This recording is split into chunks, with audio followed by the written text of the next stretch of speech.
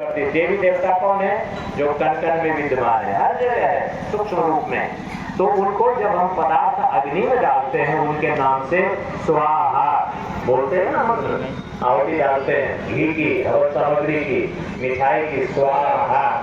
तो स्वाहा बोलते ही यज्ञ भगवान की पत्नी का नाम है स्वाहा। तो जब स्वाहा बोलते हैं तो यज्ञ भगवान उसके माध्यम से वो भोग ग्रहण करते हैं, आते हैं, सूक्ष्म रूप से उनको आहार मिलता है। जैसे छोटा बच्चा आपके घर में जन्म लिया तो छोटे बच्चे को आहार देना है, खाना देना है, तो क्या उसको आप रोटी चावल लड्डू बेड़ा खिलाते हैं? अभी जो बच्चा जन्म लिया है, थोड़ी देर हुआ है जन्म लिए, 1 दिन का बच्चा है, 2 दिन का बच्चा है, उसको खाना चाहिए भाई। खाना में क्या देते हैं आप? रोटी चावल देते हैं? नहीं, उसको दूध देते हैं। तो पदार्थ का एक रूप है ठोस रोटी चावल और उसी का दूसरा रूप है तरल लिक्विड दूध। तो छोटा बच्चा जब रोटी चावल नहीं खा सकता तो देवी देवता को मुंह में चिपकाएंगे, मंदिर में, प्रतिमा में, फोटो में खाएंगे? नहीं खाएंगे। अग्नि में आहुति डाल करके उनको ग्रहण किया जाता है। और देवताओं का नियम है, आप इतना सा खिलाएंगे, इतना सा आप देंगे उनको आहुति में, तो इतना ज्यादा वो आपको वापस कर देंगे। आप किसान है ना, आप किसान हैं, आपको ये सिद्धांत पता है। किसान खेत में एक दाना बोता है, आपके यहाँ धान ज्यादा होता है ना, धान का एक दाना पौधा बना, उस पौधे को आपने गाड़ दिया, फिर उससे कई पौधे निकले, एक दाना के बदले धरती माता कितने दाने वापस दे दी? सैकड़ों दाने वापस दे दी। एक गेहूं का दाना बोएंगे, सैकड़ों दाना वापस मिल जाएगा। एक आम का बीज बोएंगे, दाना बोएंगे, तो आम के पेड़ में सैकड़ों फल हर वर्ष, हर साल आपको मिलेंगे। तो ये प्रकृति का नियम है, भगवान का सिद्धांत है। आप इतना सा देंगे तो इतना ज्यादा वो वापस कर देंगे। द्रौपदी का चीरहरण जब हो रहा था तो दुशासन साड़ी खींचते खींचते थक गया, बेहोश हो गया, लेकिन वो द्रौपदी का चीरहरण नहीं कर पाया। क्यों? क्योंकि द्रौपदी का लाज रखने के लिए भगवान ने साड़ी की फैक्ट्री खोल दी वहां पर। खींचो तुम कितना खींचते हो, साड़ी की कमी नहीं पड़ी। ऐसा क्यों हुआ?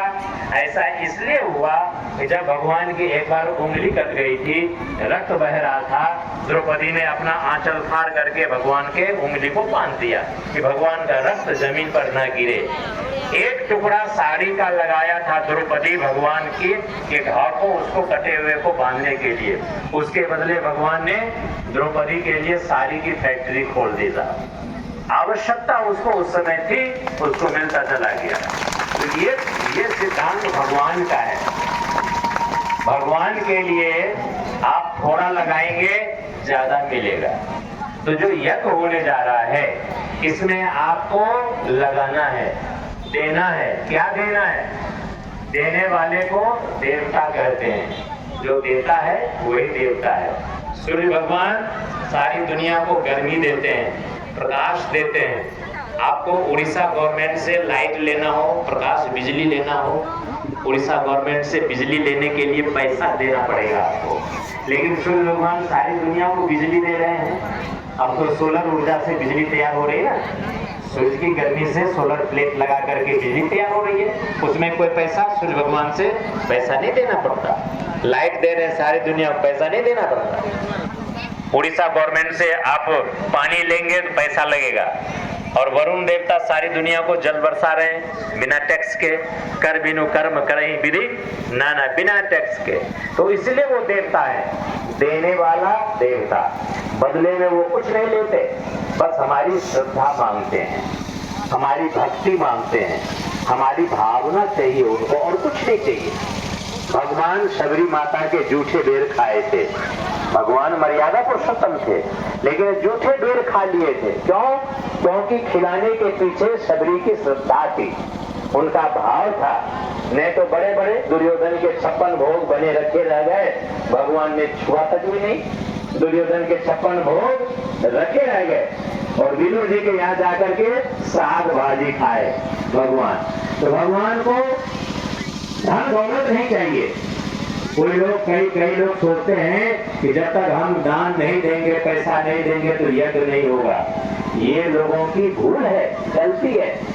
भगवान किसी से भी अपना काम करा सकते हैं। जब वो पत्थर में प्राण फूंक करके समुद्र के ऊपर पत्थर को तैरवा करके पुल बना करके उस पार लंका जा सकते हैं, तो भगवान तो कुछ भी कर सकते हैं। पत्थर में प्राण फूंक दिया, पत्थर ने भी उनका योगदान सहयोग कर दिया। तो भगवान के काम में यदि भगवान ने हमारा सहयोग लिया तो समझिए कि हमारे ऊपर भगवान की विशेष कृपा है। तो देने वाला देवता, तो यज्ञ जब भी हो तो यज्ञ में कुछ न कुछ देना चाहिए।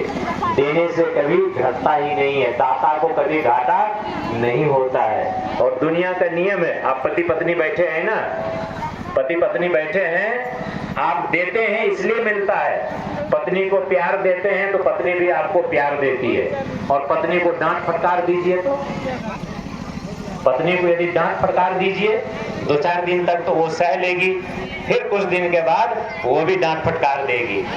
पत्नी को नफरत दीजिए तो पत्नी भी नफरत देगी।